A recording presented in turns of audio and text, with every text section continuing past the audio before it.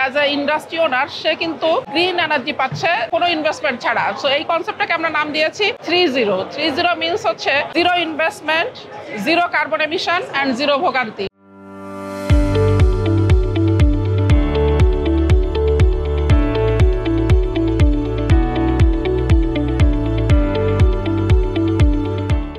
Basically আমাদের এই যে বিড এক্সপোতে আমাদের যে অংশগ্রহণ করা প্লাস হচ্ছে যে আজকে উদ্বোধনী অনুষ্ঠানের মাধ্যমে সবাইকে যেটা আমরা জানাতে চাচ্ছি যে বাংলাদেশের রিনিউয়েবল এনার্জিতে আরো বেশি এক্সপানশন দরকার ইন্ডাস্ট্রিয়াল সেক্টরে।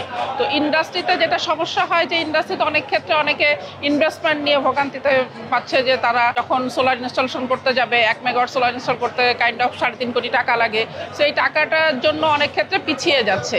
তো এই সমস্যাটা সমাধানের জন্য আমরা অ্যাজ এ সোলারিক কোম্পানি আমরা একটা ইনভেস্টমেন্ট রেজ করেছি এবং একটা কোম্পানিও ফর্ম করেছি যেটার নাম জি সোলারিক। এই কোম্পানির মাধ্যমে আমরা যেটাকে বলে Apex model, Apex financial business মডেলে আমরা এটা ইনভেস্ট করতে পারবো। তো এখানে সুবিধাটা কি, অ্যাজ এ ইন্ডাস্ট্রি ওনার সে কিন্তু গ্রিন এনার্জি পাচ্ছে কোনো ইনভেস্টমেন্ট ছাড়া। সো এই কনসেপ্টটাকে আমরা নাম দিয়েছি 30। 30 মিনস হচ্ছে zero investment, zero carbon emission and zero ভোগান্তি। আমরা এখন অলরেডি 10 মেগা অলরেডি ইনস্টল করেছি। আগামী 1-2 বছরের মধ্যে 200 মেগা ইনস্টল করতে চাই। That is our target. Renewable energy যে গভর্নমেন্টের টার্গেট আছে সেই টার্গেটে এবং হচ্ছে আমাদের একটা অ্যাসেসমেন্টও আছে যেখানে প্রায় 4.8 গিগাওয়াট রুফটপ সোলার হওয়া সম্ভব। সেই রুফটপ 4.8 গিগাওয়াটের একটা সার্টেন পার্সেন্টেজ আমরা এই জিরো ইনভেস্টমেন্টে এই সলিউশনটা দিতে পারবো। আমি মনে করি যে ইন্ডাস্ট্রিগুলোর জন্য এটা একটা বড় সুযোগ, কারণ যারা এখন ওয়েট করতেছে যে তাদের সবুজায়ন করতে হবে বা গ্রিন এনার্জি অ্যাডাপ্ট করতে হবে, কিন্তু তারা তাদের ইনভেস্টমেন্ট পোর্টফোলিওর দিকে তাকিয়ে হয়তো পিছিয়ে আছে বা করছে না,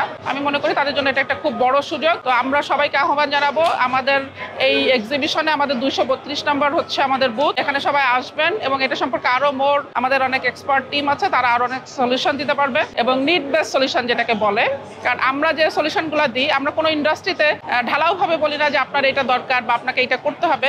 আমরা তার নিডটাকে অ্যাসেস করি প্রথমে, কারণ সে অনেক ক্ষেত্রে এক একজনের প্রয়োজনীয়তা এক এক রকম, কারণ তার এনার্জির সিনারিওটাও ডিফারেন্ট। কারণ কেউ ক্যাপটিভ গ্যাসের উপর ডিপেন্ড করছে, কেউ গ্রিডের উপর ডিপেন্ড করছে, কারোর হয়তো ডিজেল জেনারেটরটা বেশি প্রয়োজন হচ্ছে, কারোর ছাদের কন্ডিশন এক এক রকম থাকে। তো তার নিড বা তার রিকোয়ারমেন্টসটাকে আমরা অ্যানালাইসিস করি, করার পরে দেন তাকে আমরা আসলে অ্যাডভান্স লেভেলের টেকনোলজিক্যাল সলিউশনটা প্রপোজ করি। তো এরকম একটা ক্যাপেক্স মডেলে যদি এখন সোলার করা হয়, যেমন আমরা রিসেন্টলি অনেকগুলো কোম্পানির সাথে কাজ করেছি, যেমন ধরেন আমরা কেইপিজেড যেটা আমাদের ইয়াংওয়ান কর্পোরেশন 50 মেগাওয়াট, তারপর আমরা সেকেন্ড লার্জেস্ট হামিমের সাথে করছি 23 মেগাওয়াট, মাইক্রোফাইবার, পলমল সবার সাথে আমরা 10 মেগা অ্যারাউন্ড করেছি। এরকম আমরা অনেক ইন্ডাস্ট্রির সাথে কাজ করেছি। তো আমাদের যে অ্যাসেসমেন্ট, আমাদের যে ফাইন্যান্সিয়াল অ্যানালিসিস করে আমরা দেখেছি 3 to 4 ইয়ার, মানে 3 থেকে 4 বছরের মধ্যে সে যে ইনভেস্ট করতেছে টোটাল রিটার্নটা হয়ে যাবে এবং সে বাকি দিনগুলা যদি চিন্তা করি তাহলে টোটাল 30 বছরের একটা এনার্জি সলিউশন, সেখানে সে 4 বছরের পরের সময়গুলোতে অলমোস্ট ফ্রি এনার্জি পাচ্ছে। আর আরেকটা টার্মস এখানে সোলার এনার্জিতে ইউজ করা হয় যেটাকে বলে